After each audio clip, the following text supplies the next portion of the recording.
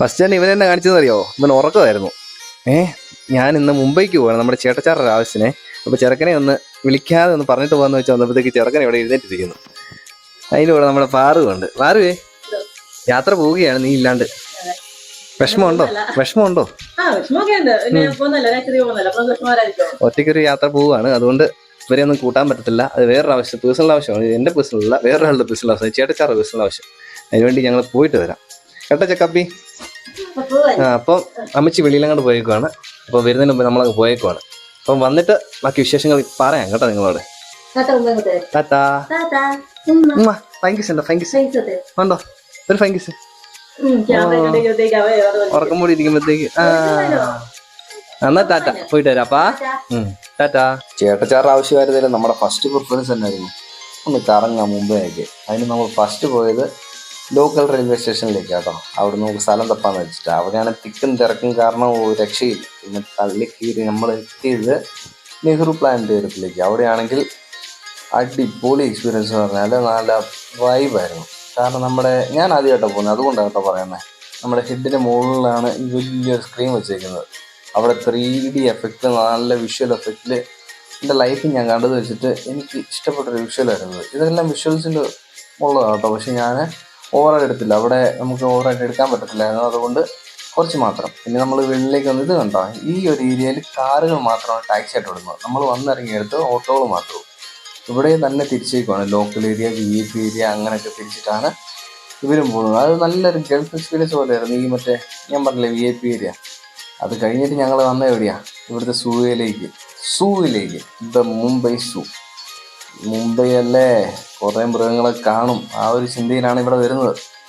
ആദ്യം തന്നെ ഇത് കണ്ടോ, നമ്മൾ പൈസ കൊടുത്ത് ടിക്കറ്റ് എടുക്കണ്ട, ഇതിൽ നിന്ന് തന്നെ നമുക്ക് ജീപ്പ് ചെയ്ത് ടിക്കറ്റ് എടുത്തിട്ട് നമുക്ക് അകത്തേക്ക് കയറാവുന്നതേ ഉള്ളൂ.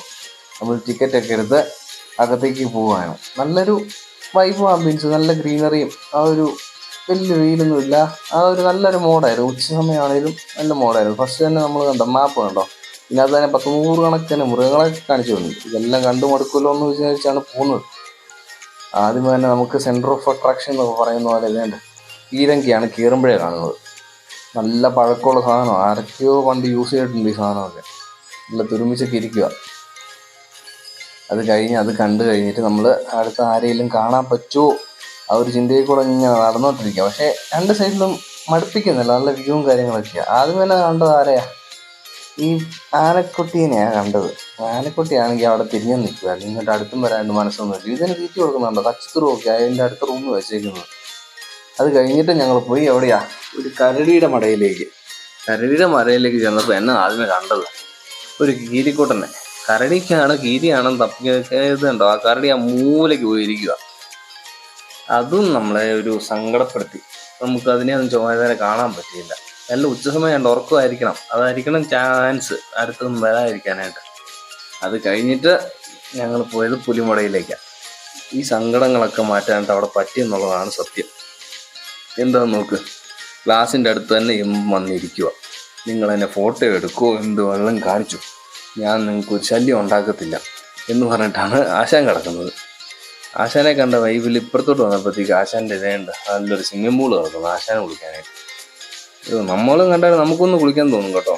ഇമ്മാരെ കണ്ടു കഴിഞ്ഞപ്പോഴത്തേക്കും എൻ്റെ പൊന്നാശാനെ, ഇമ്മാരൊക്കെ ഈ ഒരു അപമാനിതങ്ങ് അപമാനിച്ചു. എന്നാ നോക്കി, നമ്മൾ വന്നപ്പോഴത്തേക്കും ഒറ്റ വാലാട്ട്. എന്നെ ഒന്നും നിങ്ങൾ കാണാൻ നിൽക്കണ്ട, ഇറങ്ങി പോടാന്ന് പറയുന്ന പോലെ. അയ്യോ, പിന്നെ ഇമ്മാരെല്ലാം പറഞ്ഞിട്ട് കാര്യമുണ്ടോ, ഏത് നമ്മുടെ ഇടി ഇടിച്ച തീരുമാനമായതല്ലേ. അതുകൊണ്ട് പിന്നെ മിണ്ടാണ്ട് കണ്ടിട്ട് നമ്മളങ്ങ് ഇവിടെ നിന്ന് പോയി.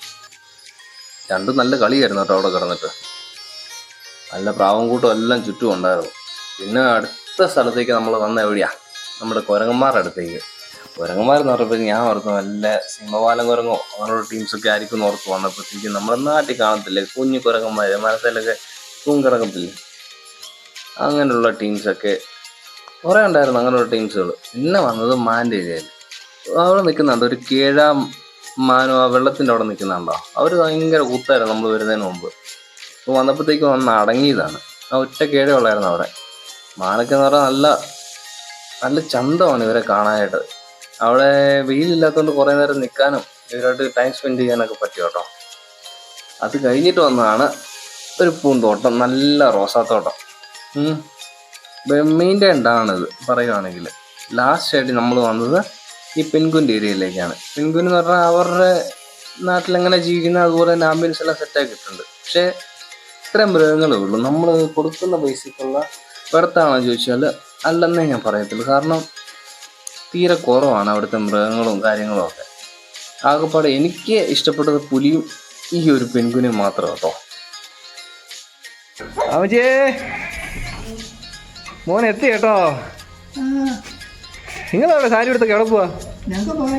ആഹാ, നിങ്ങൾ വലിയ ആൾക്കാർ. എനിക്ക് നല്ലതായിട്ട് വിശക്കുന്നേ. അവിടുത്തെ ഫുഡൊന്നും റെഡി ആയില്ല. എനിക്ക് എന്തെങ്കിലും കഴിക്കാൻ എടുത്തത്.